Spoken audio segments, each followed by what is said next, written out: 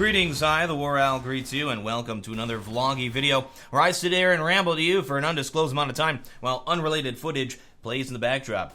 Last one went so well, so we're going to be doing it again. This time I want to talk to you guys a little bit about the Counter-Strike Global Defensive ranking system.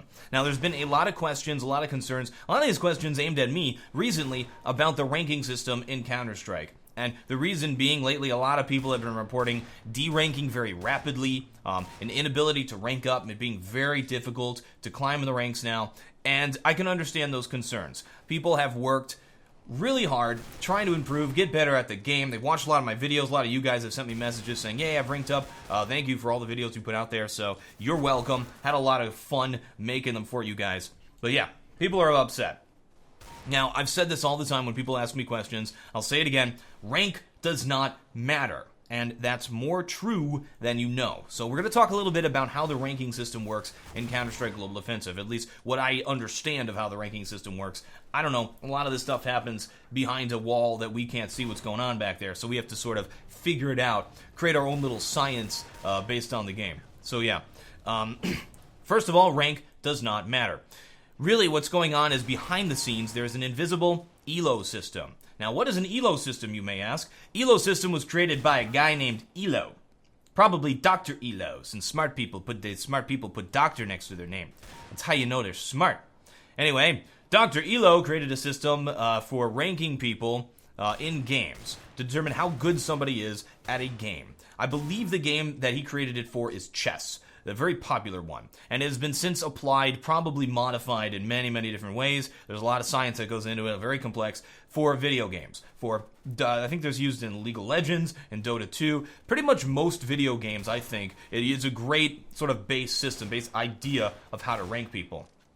Very basically, here's how it works. You have a number, and that number is your rank. So a higher number is better. If a higher ranked player plays against a lower ranked player, for example, you assume that the higher ranked player would play better.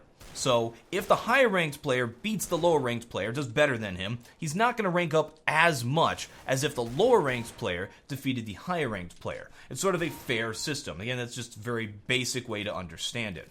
So if two people are of the same ELO rank, then they play against each other, you would expect them to play the same. That's how it works, and eventually it gets evened out over time with a large amount of people playing. I mean, at chess, you have tons of people who play that game. The ELO system is a very universal thing. So with Counter-Strike, you have millions of players playing it, and it's a great way to sort of even it out. Now, the rank itself, what is that? It's sort of just a way to give the player some sort of feedback. Now, I think, in my opinion, they should just show the ELO system. But I have to give Valve credit for the culture that has sort of sprung out from the ranking system that we know of. So, for example, there's culture behind it. You see an image, right? You hear a word, and it creates some sort of a feeling in your brain. You know what silver means. Silver is bad. We use it as jokes. There's memes. You say, "Whoa, you're such a silver scrub. You got your legendary eagle." You know what that means. We know what that means in our brains. Global elite as well. DMG, we like to call that the sheriff badge. I'm the sheriff in these here parts. Actually, I think my shirt looks like I'm a sheriff, right? I haven't worn this in a long time, like 10 years or something. This is a weird shirt, though. It's got like these weird little loops on the arms. I haven't figured out what they're for yet. Anyway, we're not talking about wardrobe. We're talking about ranking systems. So yes, the ranking system doesn't actually matter. It's that invisible ELO number that does matter. Now, we've received a little bit of feedback, a little bit of something from the Valve developers about the whole issue. It was a post written on Reddit, of all places. I'm surprised they use that place to interface with the community. Written by Brian Leventhal, who, for Valve, is the brain specialist. He's the brain specialist for Valve. He's a psychologist, really smart guy. He's probably Dr. Leventhal, because them smart people, they use doctor in the names. He wrote this on Reddit in response to all of the criticism that's coming out about the ranking system changes. We did initiate a slow shift of the skill group boundaries recently due to an increase in players and substantial upward drift over time in the skill group's distribution. What that means is that, yes, they have changed how the ranks work. What he's saying is that they probably don't use a normal distribution, but let's assume they do to simplify it. We don't know what they're using. So as we get near the top end of it, it seemed like it was probably skewed to be a little bit more toward the top end, meaning too many people were in the higher skill groups. There were too many global elites, there were too many legendary eagles, for example. Anyway, let's continue with this. While this won't impact the quality of your matches, in parentheses, you are matched based on an underlying rank value and not the visible skill group. Many players will experience a change in their skill group as the distribution returns to a bell curve centered approximately at Gold Nova 4. Okay, so they probably are using a normal distribution. Gold Nova 4 apparently is going to be the middle of that, where the most players are going to be. And he moves on. He says, we also shipped a recent update that will automatically monitor and maintain consistency of the player skill group's distribution. That's interesting. They have an automated system that's going to keep track of it to determine where people are going to be instead of just having like this base algorithm. They may have like it may like change. That's really cool. I really am interested in this sort of stuff, so I would love to see what they're doing. That should eliminate the need to make such disruptive boundary adjustments in the future. So yes, they did change something, and I think the change makes a lot of sense. And I'll explain why it makes a lot of sense. And some people are like, my rank, So as you get further and further toward the top level of the ranking system, you want it to be more rare to have a global elite, for example. And as you get better and better at the game, specifically in Counter-Strike, it gets more and more spread out how good you are. One global elite could be that much ridiculously better than another global elite. For example, a professional player who's going to be a global elite player, they are that much like ridiculously better than I am at the game, where I am a global elite player. And it makes sense to spread it out a little bit more, to make global elites a little bit more rare because of that. And in Counter-Strike, it's ridiculous how good you can get at the game.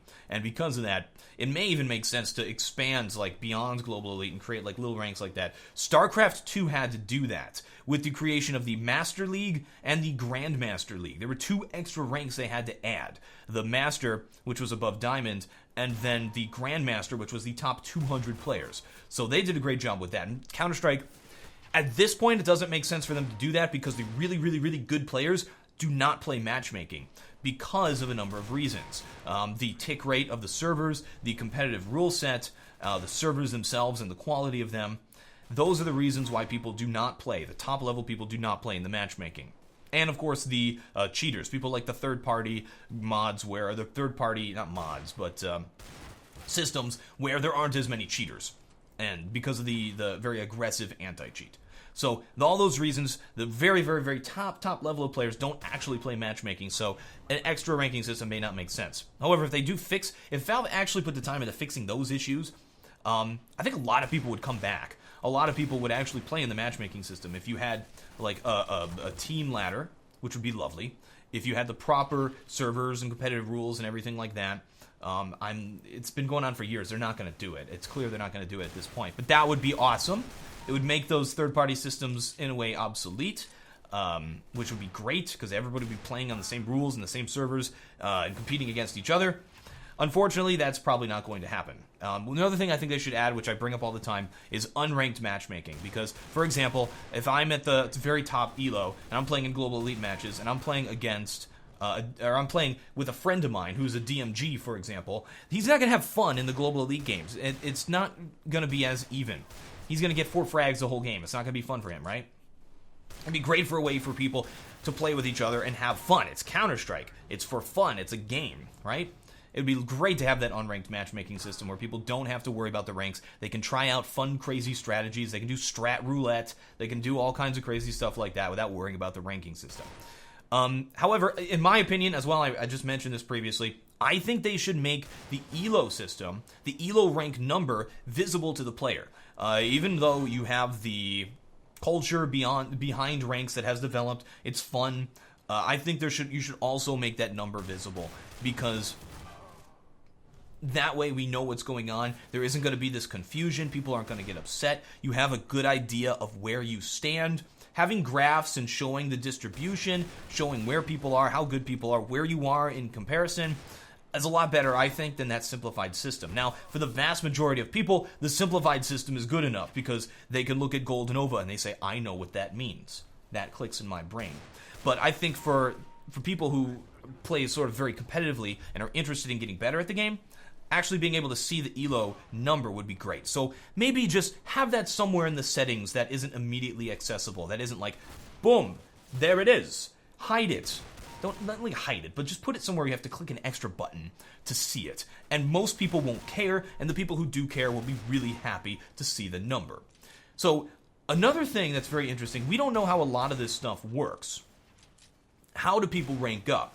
How do they determine how many points you get when you play the match? Some things that we've noticed just by playing.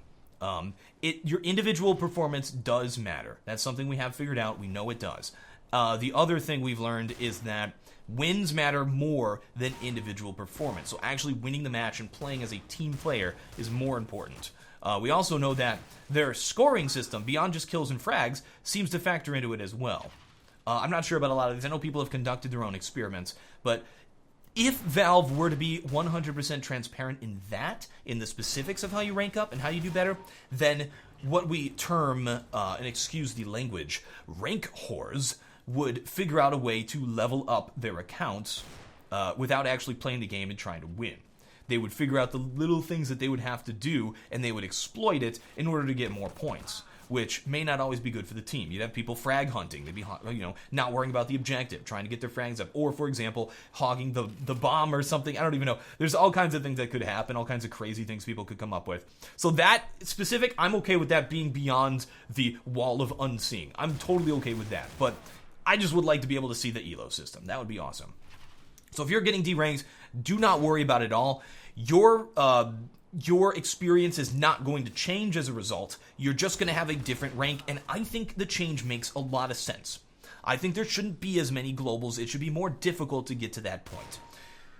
I hope you enjoyed the vlog of Dog. Thank you folks very much for watching. I am the WarOwl, and I still have no closer. Don't fret, ladies and gentlemen. The game is actually just unchanged. Don't worry about the rank. It don't matter. Have fun.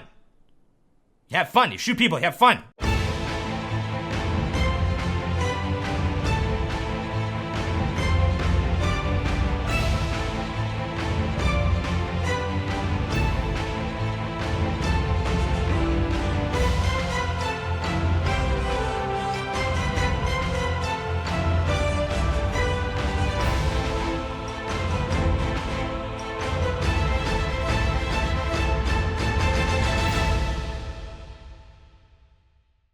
Figured it out. Look.